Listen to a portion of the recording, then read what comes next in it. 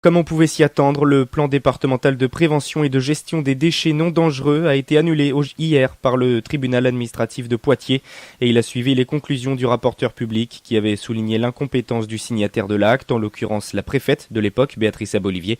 Celle-ci n'avait pas respecté la procédure. 3 habitants du département et l'association Pays Rochefort Alerte avaient saisi la justice. Et PRA n'a pas encore les attendus du jugement et se garde de tout triomphalisme. Rien ne dit que la décision emportera l'annulation du chantier de l'incinérateur d'Échillé que combat l'association. Son porte-parole Jean-Claude Deborde. Normalement, quand des projets sont dans un plan et que le plan est annulé, les projets, notamment l'hyperincinérateur d'Échillé, qui ont été décidés sur la base de ce plan annulé, devraient être aussi annulés.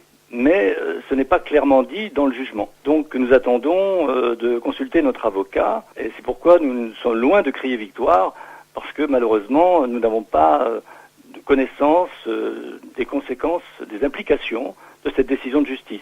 OSIL, le syndicat intercommunautaire du littoral qui finance le chantier de l'incinérateur pour le compte de 200 communes, le président Vincent Barrault est loin d'être inquiet. Nous avions effectivement démarré cette réflexion en 2006 alors que le plan qui est aujourd'hui débouté n'existait pas encore, donc on était sous le régime du plan précédent, du plan départemental précédent. Donc nous retrouvons effectivement une possibilité administrative d'inscrire notre projet dans l'ancien plan, dès lors que il n'était pas effectivement interdit nommément de faire ce projet. Et il n'avait pas été question d'ailleurs de l'interdire à quelque moment que ce soit.